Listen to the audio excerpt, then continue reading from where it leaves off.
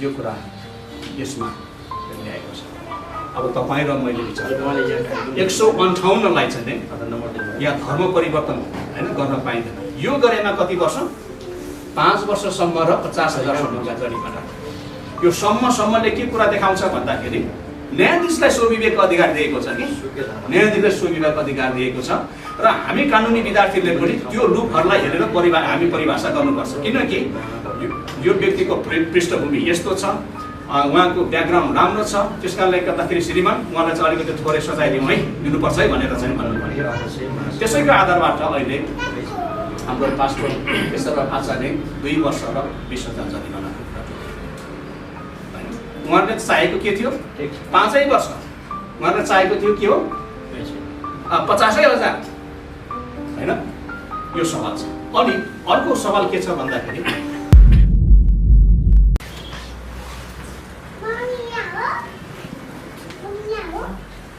धन्यवाद सञ्चालकज्यू। सुरुमा मेरो सानो सोच छ, बिस्तारै तपाईँहरूसँग संसर्ग गर्दै गर्दा सायद मेरो स्वर चाहिँ खुलेर आउँछ भन्ने मैले आशा राखेको छु। आमूल परिवर्तन मसियो पार्टी नेपाल बृहत अन्तर्क्रिया तथा बहस कार्यक्रमका अध्यक्ष गरिरहनुभएका आमूल परिवर्तन मसियो पार्टी नेपालका अध्यक्ष भरत गिरी उर्फ सिपी ज्यू र यस कार्यक्रममा उपस्थित हुनुभएका विभिन्न सङ्घ संस्था चर्च समूहबाट पाउनुभएका प्रतिनिधि अध्यक्ष अथवा प्रतिनिधिज्यूहरू, खास गरिकन पास्टर नारायण केसी ज्यू बेलगार सङ्गतिबाट, त्यसै गरी पास्टर ईश्वर काफ्रेज्यू कोठालो सङ्गतिबाट, यसै क्रममा पास्टर राजु लामा सिमेकी सङ्गतिबाट र प्रतिनिधि लुइस गुरुङ राष्ट्रिय मण्डली महासङ्घ। मण्डली भन्ने शब्द अलि म प्रयोग गर्नलाई अरुचि राख्छु, म चर्च भन्ने सहयोग प्रयोग गर्छु किनकि यो हामीले स्वीकार गरिसकेको राष्ट्रिय चर्च महासङ्घ।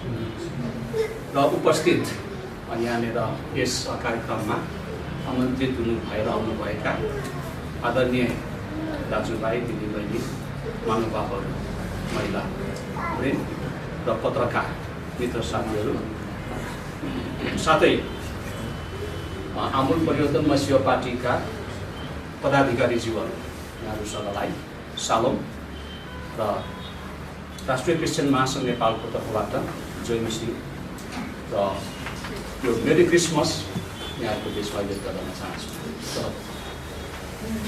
र हामी एकदमै आज यो विशेष गरिकन बृहत अन्तर्क्रिया र बहस कार्यक्रममा उपस्थित भएका छौँ र यहाँनिर विशेष गरिकन ख्रिस्टीय महासङ्घ, मण्डली महासङ्घ, गुठी महासङ्घ, एनसिएफ, एनसिएस अनि संस्थाहरूको केशव राज आचार्यज्यूप्रतिको दायित्व के भन्ने विषयमा हामीले छलफल गर्न यहाँ उपस्थित भएका छौँ। यसै विषयको सेरोफेरोमा मैले दुई तीनवटा यहाँहरूको बिचमा राष्ट्रिय क्रिस्चियन महासङ्घको अवधारणा के हो भनेर यहाँको बिचमा मैले राख्न गइरहेको छु। अब यस क्रममा म कानुनी विद्यार्थी पनि भएको कारणले अघि नै यहाँनिर सञ्चालकज्यूले भनिसक्नुभयो, राष्ट्रिय क्रिस्चियन महासङ्घको उपाध्यक्ष तथा मानव अधिकार विभागको प्रमुखको हैसियतले, साथमा त्यति मात्रै नभएर पेसागत रूपमा म अधिवक्ता भविन्द्र राई भएकोले केही कानुनी पाटोहरू पनि यहाँहरूको बिचमा मैले उजागर गर्नुपर्ने अनि केही राजनीतिक पार्टीका राजनीतिक कुराहरू पनि मैले उजागर गर्नुपर्ने, प्रक्रियागत र व्यवहारका कुराहरू पनि उजागर गर्नुपर्ने र हाम्रो राष्ट्रिय क्रिस्चियन महासङ्घको अवधारणा के हो भन्ने कुरा यहाँको बिचमा चर्चा गर्ने क्रममा केही समय बढी लाग्न सक्छ भन्ने मेरो मित्र सिपिजीले अनुरोध गर्दै 5 मिनटको सट्टै केही समय लाग्छ भन्ने अनुरोध गर्दै यहाँको बिचमा म केही कुराहरू राख्न गइरहेको छु। मूलत अहिले पास्टर केशव राज आचार्यको जुन उहाँ अहिले कैदमा, थुनामा, कारागारमा हुनुहुन्छ र उहाँका परिवार, उहाँका चर्च र सिङ्गो क्रिस्चियन समुदाय हामी दुखित र मर्माहित भएका छौँ र हाम्रो सान्त्वना, हाम्रो प्रार्थना उहाँको परिवार, उहाँको चर्च प्रति छ। राष्ट्रिय क्रिस्चियन महासङ्घको हाम्रो वास्ता छ उहाँहरूप्रति। अब हामीले खालि यसरी मात्रै व्यक्तिलाई सान्त्वना दिएर होइन, आर्थिक रूपमा सहायता गरेर मात्रै हाम्रो अधिकार हामीले प्राप्त गर्न सक्ने अवस्था हामीले देखिरहेको अवस्था छैन। यो कसरी यो कुरा कसरी अहिले आएर यस्तो किसिमको घटना घट्यो र आज हामीलाई खास गरिकन अल्पसङ्ख्यक धार्मिक समुदाय क्रिस्चियनहरूप्रति, क्रिस्चियन समुदायप्रति राज्यले कसरी विभेद गरेको छ त्यो हामीले भ्यरिष्ट रूपमा हेर्न आवश्यकता छ। यो एउटा घटनालाई मात्रै केन्द्र मानेर हामीले छलफल गर्दाखेरि, हामीले निष्कर्ष गर्दाखेरि हाम्रो निष्कर्ष र हाम्रो बहसहरू गलत हुन सक्छन् अथवा चाहिँ बृहत रूपमा त्यसले त्यो कोणले चाहिँ नलिन सक्छ। त्यसो भएको कारणले गर्दाखेरि हामीले त्यो सिलसिला हेर्न आवश्यकता छ। त्यो सन्दर्भमा पहिलो कानुनी पाटो के छ त अलिकति यहाँको बिचमा मैले बहस गर्न लागि, चर्चा गर्न लागिरहेको छु। नेपालको संविधान 2072 सबैभन्दा उन्नत प्रकारको र सबैको भावना समेटिएको भन्ने प्रकारको संविधान हो भनेर अधिकांशले मानिलिएको। अझै म कानुनको विद्यार्थी भएको कारणले त संविधान पालन गर्नै पर्छ भन्ने समूहको व्यक्तिहरू, अब त्यो अवस्थाको व्यक्तिहरू अहिले अब कार्यान्वयनको पाटोमा जब यो संविधान गइरहेको अवस्था छ र यहाँनिर संविधानले नै यो कुराहरू स्वीकार गरेको छ। हामी बहुजातीय, बहुभाषिक अनि यहाँ बहुसांस्कृतिक, बहुधार्मिक होइन, त्यति मात्रै नभएर विविधता, भौगोलिक विविधता भएको यो राष्ट्र र हामी यो राज्य हो, लोकतन्त्र हो, समावेशी हो, धर्मनिरपेक्ष राज्य हो। धर्मनिरपेक्ष होइन, अघि नै यहाँनिर सञ्चालकले पनि भनिसक्नु भएको छ र हाम्रो यहाँनिर स्वागत गर्नुहुने यहाँले पनि भनिसक्नु भएको छ होइन। धर्मनिरपेक्ष भनेको के हो त? अन्तर्राष्ट्रिय रूपमा हामीले बुझ्नु पर्दाखेरि के हो त धर्मनिरपेक्ष भनेको? धर्मनिरपेक्ष भनेको राज्य तटस्थ हुने अथवा राज्यले सबैलाई उत्तिकै व्यवहार गर्ने हो, समान व्यवहार गर्ने हो, सबै धर्मरम्यहरूलाई व्यवहार गर्ने हो। यो मुलुक बहुधार्मिक राष्ट्र हो। यो बहुधार्मिक राष्ट्र हो भनेको राष्ट्र बहुधार्मिक भनेको यो तपाईँको 2011 को तथ्याङ्क अनुसार 10वटा राष्ट्र यहाँनिर धर्महरू छन्, 10वटा धर्महरू छन्, धर्मावलम्बीहरूको सूचीमा परेको छ, इङ्गित गरेको छ, जसमध्येमा क्रिस्चियन पनि, क्रिस्चियन समुदाय पनि हो र हामी चाहिँ अल्पसङ्ख्यक समुदाय, क्रिस्चियन समुदाय। अब यसरी भनेपछि के पश्चात सबै जातिको, सबै धर्मको राज्य हो यो। अब हामीले आज क्याटेगोरिकल्ली हेर्ने भनेदेखि 126 यहाँ जातिहरू, 123वटा भाषाहरू नै छ यो मुलुक। यति धेरै विविधता भएको यो मुलुक हो, यो सबैको राज्य हो नि त, यो सबैको राष्ट्र हो नि त, सबैको उत्तिकै अधिकार हो, नागरिक अधिकार हो, राजनीतिक अधिकार हो, सांस्कृतिक अधिकार हो, आर्थिक अधिकार हो, सामाजिक अधिकार हो, धार्मिक अधिकार पाउने अधिकार सबैले उत्तिकै बराबर हो नि त। अब चाहिँ यो परिकल्पना गरेको छ। धर्मनिरपेक्ष भन्ने शब्दलाई कोट गरियो कि जब धर्मनिरपेक्षको कुराहरू आयो, अब राख्नुपर्छ भन्ने किसिमको कुरा गर्दाखेरि कोट गरियो, त्यहाँनिर चाहिँ त्यसलाई परिभाषा गरियो, आफ्नै प्रकारको परिभाषा गरियो। धर्मनिरपेक्ष भनेको के हो? सनातनदेखि चलिआएको होइन, चल्दै आएको। सनातन भनेको के हो? सनातन भनेको के हो भन्नु न तपाईँको भाषामा बुझ्दाखेरि। परापूर्वकालदेखि चलिआएको भन्ने तपाईँ बुझ्नु। अरू कसैले?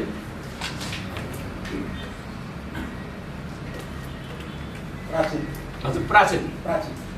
तपाईँले पो त्यसरी बुझ्नुभयो होइन। यो प्राचीन हो, यो एन्सियन्ट हो, या एन्टिक हो, यो चाहिँ परापूर्वबाट चलेको। तर म त बहस गर्ने मान्छे, म त फरक ढङ्गले पनि बहस गर्न सक्छु, किनकि हिजो पनि सर्वोच्चको नजिरमा के छ भन्दाखेरि सनातन हिन्दू राष्ट्र भनेको छ। सनातन भनेको बृहत शब्दकोशमा तपाईँले हेर्नुभयो भनेदेखि लक्ष्मी हो, ब्रह्मा हो, विष्णु हो, महेश्वर हो, सबै यसरी परिभाषा गर्न सक्दिनँ मैले वकालत गर्दाखेरि। सनातन भनेको यो भनेको एउटा जाति समूह र एउटा धर्म संस्कृतिलाई चाहिँ नै पक्षपोषण गर्ने कुरा हो। यहीँबाट नै फ्लेभर आएको छ, यहीँबाट नै यहाँनिर यो मिसाएर आएको छ धर्मनिरपेक्ष। अनि यसरी हेर्दै जाँदाखेरि जब धर्मलाई चाहिँ मौलिक हक अन्तर्गत राखिएको छ, मौलिक हक भनेको चाहिँ नै अन्य सम्पूर्ण कुरा हकहरू वञ्चित हुँदाखेरि पनि, नपाउँदाखेरि पनि अथवा विषम परिस्थितिमा पनि यो हक कायम रहने हक हो।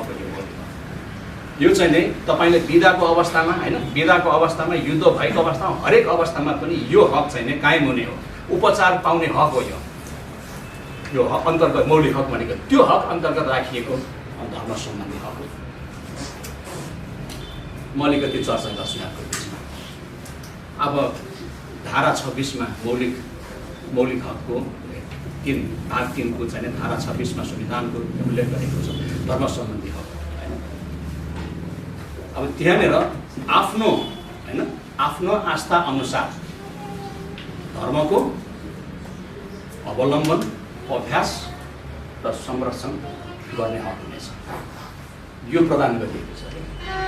आफ्नो आस्था अनुसार है, आफ्नो आस्था अनुसार धर्मको चाहिँ के गर्न सक्नुहुन्छ? अवलम्बन गर्न सक्नुहुन्छ, अभ्यास गर्न सक्नुहुन्छ, संरक्षण गर्न सक्नुहुन्छ। अवलम्बन भनेको के हो त? अन्तर्राष्ट्रिय राष्ट्रिय रूपमा हेर्दाखेरि अवलम्बन भनेको तपाईँले छान्न पाउने हो, अनि तपाईँले परिवर्तन गर्न पाउने हो, मान्न पाउने हो, मान्न पनि पाउने हो, छान्न पनि पाउने हो, परिवर्तन गर्न पनि पाउने हो। अन्तर्राष्ट्रिय परिभाषा हो अवलम्बन भनेको। त्यसपछि यो 1 भयो 26 को चाहिँ उपधारा। 2 मा के भन्यो?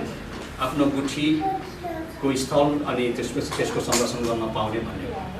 अनि त्यसमा 3 मा के भयो? यस धाराद्वारा प्रदत्त हकको प्रयोजन गर्दाखेरि हेर्नुहोस् है, यहाँ सार्वजनिक शान्ति भङ्ग हुने, स्वास्थ्यको कुराहरू, शिष्टाचारको कुराहरू र यस्ता किसिमको खलल परेको अवस्थामा चाहिँ कानुन बनाउन सक्ने अन्तर्राष्ट्रिय कानुनले नै त्यो कुराहरू दिएको छ।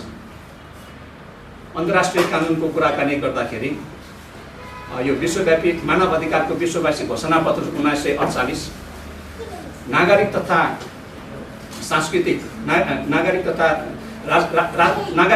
राजनीतिक अधिकार सम्बन्धी अभिसन्धि 1966।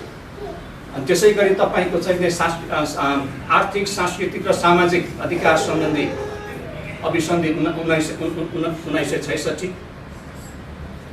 अनि यो हो हाम्रो मूल आधार भनेको हैन। अघि यहाँनिर पूर्व हाम्रो यहाँनिर के अरे स्वागत गर्नुहुने व्यक्तिले पनि भन्दै हुनुहुन्थ्यो आईएलओको कुराहरू।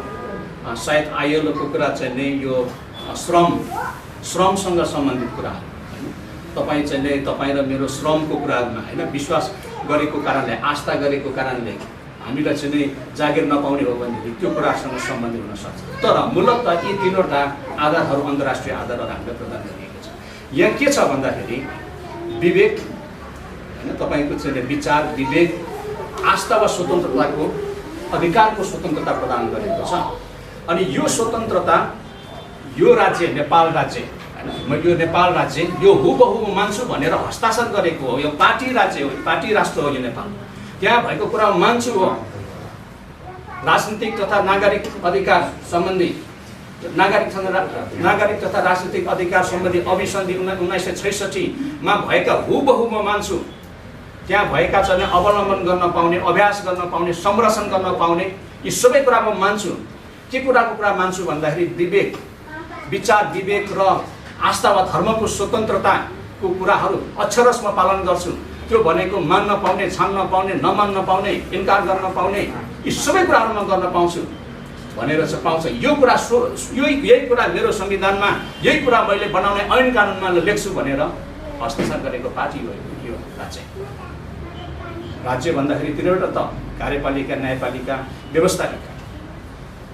सब यो मान्छु गर्छु भने संविधान निर्माण गर्दाखेरि पनि, कानुन बनाउँदाखेरि, व्यवस्थापिका कानुन बनाउँदाखेरि पनि, अनि त्यसपछि राज्य सरकारले चाहिँ कार्यान्वयन गर्दाखेरि पनि, प्रहरी पुलिस प्रशासनले यो मान्छु भनेको, त्यसपछि अदालतले पनि हो, न्यायपालिका अदालतले पनि यो कुरा मान्छु, यो अनुसारमा निर्णय गर्छु भनेको हो नि त। त्यसो अर्थ यहाँनिर मनसायपूर्वक दुईवटा शब्द यहाँनिर राखिएको छ। यस हकको होइन, यस हक प्रयोग गर्दा, यस संविधानद्वारा होइन, यस धाराद्वारा प्रदत्त हकको प्रयोग गर्दा है, यस धारा भनेको तपाईँ मैले यो संविधान के अरे धर्म सम्बन्धी हकको कुरा गर्दैछु। हकको प्रयोग गर्दा होइन शान्ति सुरक्षा फलफल हुने होइन, स्वास्थ्य सम्बन्धी समस्या हुने, शिष्टाचारमा समस्या हुने, अनि समाजमा चाहिँ वितृष्णा फैलिने अनि समस्या आउने कुरा बाहेक कुरामा चाहिँ नै म नीति नियम बनाउन सक्छ भनेर चाहिँ अन्तर्राष्ट्रिय कानुनले दिएको छ। तर धर्म परिवर्तन भन्ने कुरा यो भनेको धर्म अथवा आस्था वा धर्मको परिवर्तन, आस्था वा धर्मको कुरा यो व्यक्तिको स्वतन्त्रताको कुरा हो। यो मौलिक हकले प्रदान गरेको स्वतन्त्रताको हकको कुरा हो। मौलिक हकले प्रदान गरेको स्वतन्त्रताको हक हो। विचार र अभिव्यक्तिको स्वतन्त्रताको हकको कुरा हो। जसरी आमूल परिवर्तनशील पार्टी नेपाल एउटा विचारमा स्थापित भयो, यो विचारमा आस्था राख्ने व्यक्तिहरू तपाईँहरू यहाँ हुनुहुन्छ, किनकि हामी यो विचारमा आस्था गर्छौँ, यसकारण हामी यो अभ्यास गर्छौँ, हामीले यो कुरा अवलम्बन गर्छौँ, यो कुरा चाहिँ हामीले हाम्रो समाजलाई बताउँछौँ, यो समाजलाई बताउँछौँ, यो मुलुकलाई परिवर्तन गर्छौँ भन्नुहुन्छ तपाईँको स्वतन्त्रता। त्यस्तै धर्म वा आस्थाको, आस्था वा धर्मको यो स्वतन्त्रताको कुरा पनि त्यस्तै हो कि जब हामीले अवलम्बन गरिसके पश्चात, तपाईँ क्रिस्चियन हुनु भइसके पश्चात तपाईँले जान्ने भनेको के हो? बाइबल नै हो। बाइबलको कुरा तपाईँले पूर्ण रूपमा बताउन पाउने हो, त्यसको अभ्यास गर्न पाउने हो, व्यक्तिगत रूपमा मान्न पाउने हो, समूहगत रूपमा मान्न पाउने हो, अरूलाई भन्न पाउने हो। यो कुरा अन्तर्राष्ट्रिय कानुनले प्रत्याभूति गरेको छ।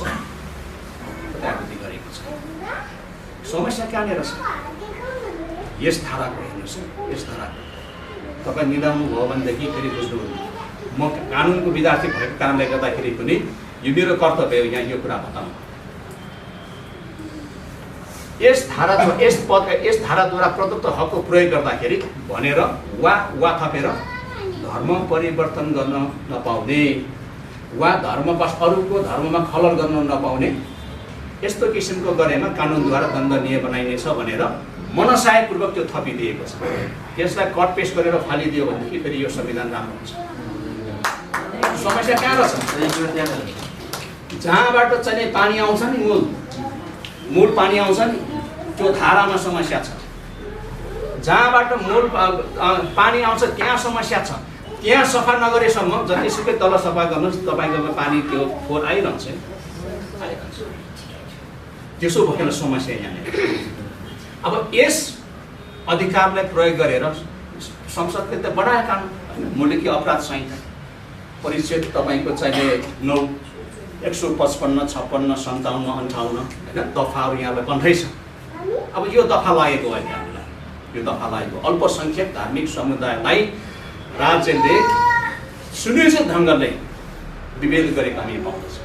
155 मा के छ त्यहाँनिर होइन, कुनै पनि होइन धार्मिक स्थल अथवा पवित्र मानिएको स्थानलाई त्यहाँनिर हानि गर्नु नहुने अथवा त्यहाँनिर चाहिँ अपवित्र तुल्याउनु नहुने, अपवित्र तुल्याउनु भएन। त्यसो गर्यो भने के हुन्छ भन्दाखेरि 3 वर्षसम्म र भनेको छ, वा भनेको छ र 30,000 सम्म दुईटै जरिमाना गर्छ धार्मिक स्थल होइन। अब के हुन्छ भन्दाखेरि अहिलेको सर्वोच्च अदालतले एउटा नजिर बनाएको छ। राष्ट्रिय क्रिस्चियन महासङ्घ अध्यक्ष सिबी गदराजको मुद्दामा धर्मनिरपेक्षताको परिभाषा त्यहाँ गरेको छ। धर्मनिरपेक्षता भनेको के हो भन्दाखेरि धर्मनिरपेक्षता भनेको राज्य तटस्थ हुने हो भनेर एउटा नजिर चाहिँ बनायो। राज्य तटस्थ हुने हो, तर धर्म वरण गर्दाखेरि आफूले चाहिँ धर्म चाहिँ परिवर्तन गर्दाखेरि, वरण गर्दाखेरि उत्पन्न हुने, त्यसबाट उत्पन्न हुने अन्य परिणामहरू आफैले बिहोर्ने भनेको छ नि, आफैले बिहोर्ने। र एउटा धर्मले अरूको धर्ममा अतिक्रमण गर्न पाइँदैन। त्यो आधारले चाहिँ नि तपाईँ र मैले श्रेष्ठनाथ वन कालीमा दफन गर्न मिल्दैन, किनकि तपाईँले दफन गर्नुभयो भने के हुन्छ, उसको धर्म अतिक्रमण हुन्छ। समस्या कहाँनिर छ होइन? हिजो त हामीले श्रेष्ठनाथ वनमा दफन गरिरहेको थियौँ, अहिले त्यो गर्नुभयो भने के हुन्छ, धर्म अतिक्रमण भएको हुन्छ, त्यसको दण्डनीय हुन्छ। यसरी परिभाषा होइन। यो अरूको पवित्र स्थललाई त हामीले अपवित्र पार्नु भएन नि। तपाईँ गइसकेपछि अपवित्र हुन्छ कि हुँदैन होला? जतिखेर पनि अपवित्र हुन्छ। त्यो मनसायले जतिखेर पनि तपाईँलाई मुद्दा हाल्न सक्ने सम्भावना छ। 155। दोस्रो कुरा तपाईँको 156मा होइन, 156मा चाहिँ कुनै धार्मिक समूहको भावनामा चोट पुर्याउनु हुँदैन। भावना भनेको के हो? भावनालाई कसरी नाप्ने? भावनालाई हामीले नाप्न सक्छौँ। अपराध हुनको लागि चाहिँ के हुनु पर्यो? एउटा मनसाय हुनु पर्यो, एउटा घटना घटेको हुनु पर्यो। मैले चाहिँ राजु चाहेको बारेमा के कुरा सोचिरहेको छु थाहा हुन्छ? राजुजीले मेरो बारेमा के सोचिरहेको छ थाहा हुन्छ? उसको उहाँको भावनामा बुझ्छु त। यस्ता किसिमको अमूर्त कुरा राखेर बनाएको मौलिक अपराध संहिता छ। अब यसलाई प्रयोग गरेर अब तपाईँले चाहिँ कसैको चाहिँ भावनामा चोट पुर्याउनु भयो, तपाईँ अल्पसङ्ख्यक धार्मिक क्रिस्चियन समुदाय हुनुहुन्छ अनि एकदमै तपाईँ चाहिँ यो पवित्र आत्माले चाहिँ भरिनु भयो अनि भन्नुहुन्छ प्रभु येशू ख्रीष्टको नाममा पशुपति हटिजा भन्नुभयो के हुन्छ? अर्को भावनामा चाहिँ तपाईँको चाहिँ ठेस पुग्छ कि पुग्दैन? लगायतका कुरा उदाहरणको रूपमा दिएको यो, अन्यथा नहोस्। अरू धार्मिक धर्मावलम्बीहरूलाई चाहिँ के अरे अवमूल्यन हुने प्रकारले मैले भन्न खोजेको होइन, तर मैले भन्न खोजेको चाहिँ उदाहरण दिन खोजेको। यस्तो किसिमको परिपाटी यहाँनिर छ। त्यसो भयो भने के हुन्छ? 2 वर्षसम्म र 20,000सम्म जरिवानाको व्यवस्था गरेको छ। अनि त्यसपछि अर्को चाहिँ धार्मिक रीतिथितिमा बाधा पुर्याउन नहुने। अब यो चाहिँ अलिकति थोरै नै छ होइन, 1 वर्षसम्म र 10,000, 1 वर्ष वा 10,000सम्मको यो सही नै होला भन्ने लाग्छ मलाई। किनकि हामीले पनि अरूको धार्मिक रीतिथितिमा बाधा पुर्याउनु भएन, उहाँहरूले पनि हाम्रो धार्मिक रीतिथितिमा बाधा पुर्याउनु भएन, सही छ भनेर भन्छु। तर अब 158को कुरा के छ? धर्म परिवर्तनको कुरा छ होइन। कसैले कसैको धर्म परिवर्तन गराउन पाइने छैन भनेको छ। कसैले कसैको धर्म परिवर्तन भन्ने गर्छ। अन्तर्राष्ट्रिय कानुनले के भन्छ? मानव अधिकारको विश्वव्यापी घोषणा वर्ष 1948 अनि साथमा चाहिँ नागरिकता राजनीतिक अधिकार अभिसन्धि 1966 ले दिएको अधिकार के हो हैन? मानिसले चाहिँ प्रत्येक व्यक्तिले आफ्नो धर्म अनुसार हैन छान्न पाउने, मान्न पाउने, नमान्न पाउने, स्वीकार गर्न पर्ने नभए सबै सम्पूर्ण कुरा अधिकार दिएको छ। किनकि यो विचार अभिव्यक्तिको स्वतन्त्रताको कुरा हो। जसरी एउटा पार्टीमा एउटा राजनीतिमा विचार अभिव्यक्तिको स्वतन्त्रता हुन्छ, सबै कुरा बोल्नलाई हुन्छ, त्यस्तै धर्म समुदायलाई पनि त्यो व्यक्तिलाई पनि त्यो कुराको अभिव्यक्ति गर्ने स्वतन्त्रता हुन्छ, विचारको स्वतन्त्रताको कुरा हुन्छ, त्यो कुरा अभ्यास गर्न पाउने स्वतन्त्रता हुन्छ, व्यक्तिगत रूपमा पनि पाउँछ, समूह रूपमा पनि पाउँछ, समाजमा पनि पाउँछ। यो सामाजिक प्रकटीकरण पनि हुनु पर्यो नि, समाजमा भन्नु पर्यो नि यहाँ राम्रो कुरा छ, यो कुरा पाउँछ भन्ने हो नि। तर अब यहाँनिर के गरेको छ? तर कसैले कसैलाई धर्म परिवर्तन गर्न पाउँदैन, यो कुरा यसमा ल्याएको छ। अब तपाईँ र मैले विचार 158लाई चाहिँ यहाँ धर्म परिवर्तन हैन गर्न पाइँदैन। यो गरेमा कति वर्ष? 5 वर्षसम्म र 50,000सम्मका जरिवाना। यो सम्मले के कुरा देखाउँछ भन्दाखेरि न्यायाधीशलाई स्वविवेक अधिकार दिएको छ कि न्यायाधीशलाई स्वविवेक अधिकार दिएको छ र हामी कानुनी विद्यार्थीले पनि त्यो लुपहरूलाई हेरेर हामी परिभाषा गर्नुपर्छ। किनकि यो व्यक्तिको पृष्ठभूमि यस्तो छ उहाँको ब्याकग्राउन्ड राम्रो छ, त्यस कारणले गर्दाखेरि श्रीमान उहाँलाई चाहिँ अलिकति थोरै सजाय दिउँ है, दिनुपर्छ है भनेर चाहिँ भन्नुभयो। त्यसैको आधारबाट अहिले हाम्रो पास्टर केशवराव आचार्य 2 वर्ष र 20,000 जरिमानाको कुरा होइन। उहाँहरूले चाहेको के थियो? 5 वर्ष। उहाँहरूले चाहेको थियो के हो? 50,000 होइन। यो सवाल छ। अनि अर्को सवाल के छ भन्दाखेरि यो कानुनमा चाहिँ के छ भने एउटै प्रकृतिको मुद्दा 2 ठाउँमा किन बन्ने, यसको पनि परिभाषा गरिसकेको छ सर्वोच्च अदालतले। पास्टर केशवराव आचार्यकै बन्दी प्रत्यक्षीकरण मुद्दामा परिभाषा गरिसकेको छ। के भनेको छ भन्दाखेरि ठाउँ फरक, घटना फरक, प्रवृत्ति फरक, भौगोलिक फरक, त्यो कारणले गर्दाखेरि यो प्राकृतिक सिद्धान्तको विपरीत हुँदैन। यस कारणले गर्दाखेरि डोल्पाले पनि पाउँछ, कास्कीले पनि पाउँछ, काठमाडौँले पनि पाउँछ, अरू सबैले पाउँछ भन्ने तपाईँले सोधेर भएको छ। अब यहाँ सिलसिलागत कुराकानी गर्दाखेरि सबैले पाउँछ होइन। अब त्यो क्रममा फेरि अर्को हाम्रो समूहले नै हामी नै समूह अलिकति फेरि पनि के छ भन्दाखेरि टाटा पनि छौँ, बाटा पनि छौँ, केही गरौँ भन्ने हिसाबले फेरि अर्को बन्दी प्रतिपक्षमा हालियो क्या। यो मुद्दा चाहिँ के अरे 6 गते जब चाहिँ यो तपाईँको चाहिँ ठहर गरियो, दोषी ठहर गरियो, त्यस पश्चात चाहिँ फेरि पनि एउटा बन्दी प्रत्यक्षीकरण हालिएको छ अनि त्यो चाहिँ क्रममा छ। अब यहाँनिर मैले के यहाँहरूको बिचमा जिकिर गर्न खोजिरहेको, अनुरोध गर्न खोजिरहेको भन्दाखेरि समस्या कहाँनिर छ, त्यो समस्यालाई चाहिँ हामीले सम्बोधन नगरीसम्म यो परिस्थिति आइ नै रहन्छ। र अझै धारा 158लाई मैले जोड दिइरहेको छु, किन भन्दाखेरि यसको चाहिँ तपाईँको धारा 159मा के भनेको छ भने हदम्याद राखिदिएको छ। हदम्याद भनेको के हो होइन, त्यो समयभित्रमा यो लाग्ने हो भनेको।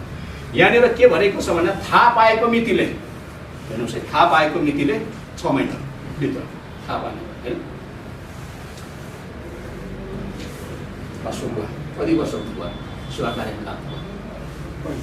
35 वर्ष। 35 वर्ष अगाडि एकजना व्यक्तिलाई तपाईँलाई परिवर्तन गराउनु भयो, बत्तिसमा दिनुभयो अनि सबै कुरा गर्नुभयो, अहिले तपाईँसँगै गर्दै हुनुहुन्छ। अब यो कानुन आएको छ होइन, अहिले यो चाहिँ मुलुकी अपराध संहिता आएको छ। अब उसको होस खुलेर कि पास्टर चन्द्र कार्कीले त मलाई 35 वर्ष अगाडि त्यो त क्रिस्चियन धर्ममा लगेको रहेछ होइन भन्ने किसिमको उसलाई परेन र मुद्दा हाल्यो भनेदेखि लाग्ने। यस्तो किसिमको अमूर्त प्रकारले जुन ढङ्गले चाहिँ यो व्यवस्था गरिएको छ, कुनै पनि हालतमा यो अल्पसङ्ख्यक धार्मिक समुदायहरूलाई सुनियोजित ढङ्गले फसाउने, सुनियोजित ढङ्गले चाहिँ दुःख दिने मनसाय देखिन्छ। समस्या त्यहाँनिर छ, एउटा समस्या त्यहाँनिर छ यहाँहरूको बिचमा। अनि दोस्रो कुरा यहाँहरूको बिचमा मैले राखिरहेको छु, कानुनको कुरा मैले त्यो राखेँ। तपाईँहरू चाहिँ यसमा अझ विस्तृत जानकारी जान चाहनुहुन्छ भनेदेखि तपाईँलाई आफ्नो चर्चमा, समूहमा तपाईँले बोलाउन सक्नुहुन्छ, म फ्रीमा तपाईँहरूलाई दिन चाहन्छु। दोस्रो चाहिँ अब विशेष गरिकन यो कानुनको कुरा भयो, अब व्यावहारिक कुराहरू पनि मैले अलिकति गरेँ कहाँनिर समस्या रहेछ भनेर होइन। अब जसरी चाहिँ अफवाहको मुद्दामा पनि हालियो अनि त्यसपछि धर्म सम्बन्धी मुद्दा पनि हालियो, 2 ठाउँमा यो कानुनी सिद्धान्तको विपरीत भएको छैन भनेर सर्वोच्च अदालतले घोषणा के अरे निर्णय नै दिइसकेको अवस्था। अब त्यसपछि अब यहाँनिर प्रक्रियागत कुराहरूमा सायद सङ्घ संस्था लगायत अन्य हामी सबै सरकारवालाहरू केही चाहिँ छुटेको अवस्था। अब यो मुद्दा खालि चाहिँ केशवराव आचार्यको मुद्दा मात्र होइन, यो मुद्दा चाहिँ राष्ट्रिय क्रिस्चियन महासङ्घको मुद्दा हो, सबै क्रिस्चियन समुदायको मुद्दा हो। किनकि यो मुद्दा सबैले लाग्ने भयो। अब यो आधारले यो नजिर बसेको अवस्थामा अब तपाईँ हामी सबैजना जेल जानको लागि तयारी हुनुपर्छ। अल्पसङ्ख्यक धार्मिक समुदायहरू जेल जान तयारी हुनुपर्छ। अब यो घटनाले चाहिँ खालि क्रिस्चियनलाई मात्र होइन, बहाईलाई पनि हो, मुस्लिमलाई पनि हो र अन्यलाई पनि हो, अरूलाई पनि लाग्ने हो नि त, मेजोरिटी भएकाहरूलाई पनि लाग्ने हो नि त। यो मुद्दा हामीले प्रयोग गऱ्यो भने नलाग्ने उनीहरूलाई होइन। म चाहिँ के अरे म चाहिँ किराँत हो अनि म चाहिँ क्रिस्चियन भएको छु, मलाई हिन्दूमा जबरजस्ती गऱ्यो भनेदेखि मुद्दा हाल्यो भने लाग्दैन उनीहरूलाई लाग्ने हो नि हैन। त्यसैले गर्दाखेरि सबैको भएको कारणले गर्दाखेरि अब सबै एक ठाउँमा हुनुपर्ने आवश्यकता चाहिँ देखिन्छ सबैको। अब यसो भन्दै गर्दाखेरि यी सङ्घ संस्थाहरूको प्रकृति बुझ्नु पर्यो कि यी संस्थाहरू सिडिओ कार्यालयमा दर्ता भएको है, माफ गर्नु है। म कानुनको विद्यार्थी भएकाले गर्दाखेरि विभिन्न बृहत्तर ढङ्गबाट छलफल बहस गर्न सकिन्छ होइन। एउटा संस्था दर्ता भएर फुलिने अवस्था होइन कि एकैछिनमा क्लोज पनि हुन्छ, केही छैन। यो संस्था चाहिँ सिडिओ कार्यालयमा दर्ता हुने हो, रजिस्टर कार्यालयमा दर्ता हुने हो होइन। कतिजना चाहिँ कतिवटा चाहिँ रजिस्टरमा होइन, यो चाहिँ कम्पनी कार्यालयमा दर्ता गर्नु भएको छ, कतिजनाको भएको छ। सामाजिक कार्य भन्ने धार्मिक कार्य गर्ने, अनि सामाजिक कार्य चाहिँ गर्छु भन्ने दर्ता गर्ने, अनि धार्मिक कार्य गर्ने मुद्दा लाग्दैन। समस्या यहाँ पनि समाजको बिचमा हामीले बसेर बृहत्तर रूपमा छलफल गर्न आवश्यकता छ। हामीले स्वमूल्याङ्कन गर्न आवश्यकता छ।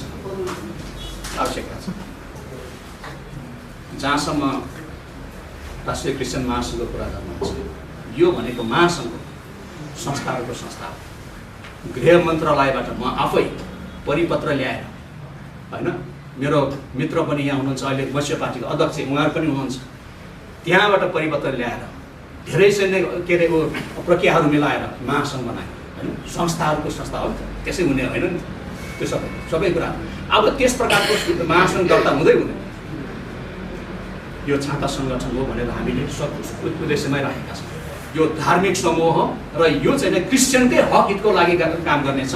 र राष्ट्रिय क्रिस्चियनको लागि राष्ट्रिय क्रिस्चियन आयोग चाहिन्छ, राष्ट्रिय धार्मिक आयोग चाहिन्छ, अनि त्यसपछि धार्मिक कानुन बनाउनुपर्छ र खास गरिकन क्रिस्चियन समुदायको लागि चिहान चाहिन्छ हाम्रो लागि। किनकि जसरी सम्मानका साथ हामीले जन्मिन्छौँ, सम्मानका साथ हामीले मृत्यु संस्कार पनि पाउनुपर्छ। यो भनेको मर्यादाको कुरा हो, यो भनेको ह्युमन राइट्सको कुरा हो, यो भनेको मानव अधिकारको कुरा हो। यो चाहिन्छ भनेर वकालत गर्नको लागि स्थापना भएको संस्था भएको कारणले केशवराज आचार्यको मुद्दालाई महासङ्घले अब आउने कानुनी प्रक्रियाहरू अपनाउने नै छ। किनकि अब सम्मानित अदालत डोल्पाले निर्णय गरिसकेको अवस्था छ, 2 वर्ष र 20,000 जरिवाना। र यो बिचमा चाहिँ अब के अरे बाहिर निकाल्न अवस्था देखिँदैन।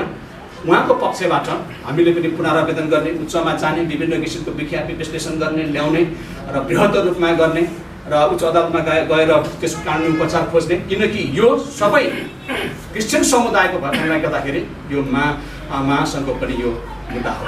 यस कारणले गर्दाखेरि यो निर्णय गरिसकेको अवस्था छ। तत्काल त्यो भइसके पश्चात चाहिँ महासङ्घले हाम्रो धनराज लगायत र विद्वान मित्रहरू सहित गएर उहाँहरू छानबिन गर्नुभयो र छानबिन गरेर आइसक्नु भएको छ। र अब त्यो कसरी अब पुनरावेदन गर्ने, उच्चमा कसरी जाने भनेर छलफल बहसहरू गरिरहेको छ।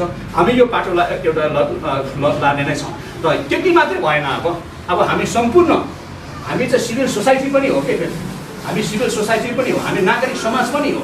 त्यस कारण हामी सबै नागरिक समाज भएकोलाई एक भएर सबैजनाले फेरि पनि राज्यलाई चाहिँ हामी ढड्क्याउनुपर्छ होइन। त्यो क्रममा चाहिँ हामीले प्रधानमन्त्री लगायतका अन्य विभिन्न निकायहरूलाई चाहिँ ज्ञापन पत्र दिने, अनि त्यसपछि लबी गर्ने, त्यो कामहरू भइरहेको छ। यो त हामी गर्न सक्छौँ नि त होइन, यो त गर्न सक्छौँ।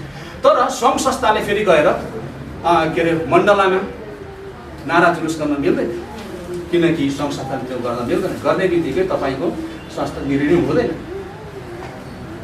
त्यो कारणले गर्दाखेरि अब हामीलाई पार्टी चाहिन्छ। हामीलाई राजनीति भनेको मूल नीति हो, सबै नीतिहरू बनाउने ठाउँ हो नि त त्यो। अहिले पो यहाँ करप्ट भएको कारणले गर्दाखेरि यो गलत परिभाषा भएको छ। राजनीति चाहिन्छ। त्यस कारणले मलाई आज लाग्दछ यो उचित समयमा सङ्घ संस्थाहरूले चाहिँ आफ्नो ढङ्गले गर्नु ठिकै छ, तर यस्तो किसिमको फोरम चाहिँ नै सायद यो राजनीतिक पार्टीहरूले गर्नुपर्छ भन्ने मलाई लाग्छ। खालि आमूल परिवर्तन पार्टी मात्रै होइन, जनजागरण पनि होला, तपाईँको चाहिँ नि पिपल्स पार्टी पनि होला र अर्को पार्टी पनि छ होइन। हाम्रो 3-4वटा पार्टीहरू पनि छ जो चाहिँ मन मिल्ने पार्टीहरू।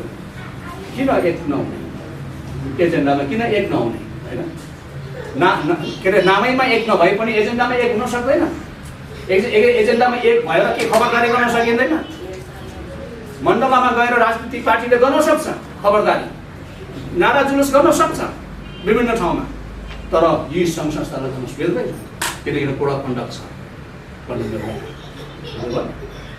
तर सङ्घ संस्थाले गर्ने के हो त वकालत गर्ने पैरवी गर्ने बहस गर्ने कामहरू चाहिँ गरिरहन्छ। त्यसमा पनि राष्ट्रिय क्रिस्चियन महासङ्घ भनेको पैरवीको लागि नै हो, क्रिस्चियनहरूको हक हितको पैरवीको लागि नै स्थापना भएको हो, त्यो प्रकारले नै जाने हो। त्यस कारणले गर्दाखेरि हाम्रो तर्फबाट हामी गर्ने नै छौँ।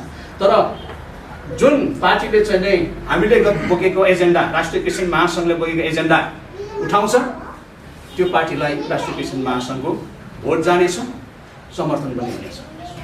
चाहे नेपाली काङ्ग्रेस होस्, चाहे चाहिँ माओवादी होस्, चाहे चाहिँ नै नेकपा अब चाहिँ एकीकृत समाजवादी होस्, नेकपा एमाले होस्, होइन, चाहे चाहिँ तपाईँको आमूल परिवर्तन मोर्चा पार्टी होस्, जनजागरण होस्, हाम्रो एकैबद्धता हुनेछ एजेन्डामा। तर राष्ट्रिय क्रिस्चियन महासङ्घले बोकेको एजेन्डा समाएको हुनुपर्छ। अल्पसङ्ख्यक धार्मिक समुदायहरूको हक र हित सुरक्षित हुनका लागि जुन चाहिँ नै एजेन्डा बोकेको छ त्यो चाहिँ नै सुनिश्चित हुनुपर्छ। त्यो पार्टीलाई हाम्रो समर्थन हुनेछ। त्यो पार्टीले समर्थन हुने भनेको फेरि हामी पार्टीमा केन्द्रीय सदस्यहरू अध्यक्ष बन्ने होइन, हाम्रो भोट हुनेछ, हाम्रो नागरिक अधिकारहरू हुनेछ। र आदरणीय सिपीज्यू यानि अध्यक्षज्यू लगायत सम्पूर्ण प्रतिनिधिहरू, पत्रकार मित्र र उपस्थित साथीहरू, हामी जटिल मोडमा छौँ। यो ख्याल ठट्टा छैन। अब हेर्नुहोस् यहाँ यसले जतिखेर पनि हान्न सक्छ। बुढी मर्यो होइन, काल पल्क्यो। यसले चाहिँ जतिखेर पनि तपाईँलाई हान्न सक्छ। तपाईँकै चर्चमा, समितिमा, विश्वासीहरूको बिचमा असहमति भएको अवस्थामा पनि यो लागु हुने भयो। होसियार भए के अरे सबै कुरा होइन, अब ठिकै छ, मै जान्छु सबै कुराहरू, सबै म ठिक पार्छु भन्ने किसिमको तपाईँ र म पास्टर अगुवाहरू भइरह्यौँ भनेदेखि यो लागिरहन्छ। अब हामीले पनि यो अब यो प्रकारले अब यो के अरे खालि यो छुटाउनेतिर लाग्नु त महत्त्वपूर्ण कुरा भएन। हामी जसरी पनि लाग्छौँ छुटाउँछौँ, यो मुद्दा हाम्रो हो। महत्त्वपूर्ण कुरा कहाँनिर समस्या छ, त्यो धमिलो पानी आउने ठाउँको समस्या छ, त्यसमा सम्बोधन गर्न आवश्यकता छ। र सबैको नागरिक समाज यहाँहरू सबैको चाहिँ एकैबद्धता हुन आवश्यकता छ। मानवाधिकार कर्मीहरूको अनि विदेशी कूटनीतिज्ञहरूको र अन्तर्राष्ट्रिय रूपमा पनि यो होइन, युएनको अनि सबै अधिकार कर्मीहरू, किनकि आस्था र स्वतन्त्रता, आस्था वा धर्मको स्वतन्त्रता भनेको विचार र अभिव्यक्तिको स्वतन्त्रता हो। र जबसम्म आस्था र वा धर्मको स्वतन्त्रतामा अधिकारमा उल्लङ्घन भइरहन्छ, यो मुलुकमा विकास हुँदैन, यो मुलुकमा समृद्धि हुँदैन। आस्था, धर्म वा आस्थाको स्वतन्त्रताको अधिकारको उल्लङ्घनले समाजमा, देशमा विकास र समृद्धि ल्याउँदैन। र लोकतन्त्र हो भनेदेखि सबैको अधिकार सुनिश्चित हुन आवश्यकता छ। सबैले चाहिँ यो मेरो देश हो भन्न पाउनु सक्नुपर्छ, सबैले चाहिँ सम्मान व्यवहार गर्न पाउनुपर्छ, अनि मात्रै लोकतन्त्रको सही साबित हुन सक्छ। र त्यो त्यहाँनिर हाम्रो अधिकारहरू सुनिश्चित हुन्छ। र त्यसतर्फ लागौँ। र यहाँहरूले मेरो 2 शब्द सुनिदिनु भयो, म धन्यवाद दिँदै बिदा हुन्छु। धन्यवाद।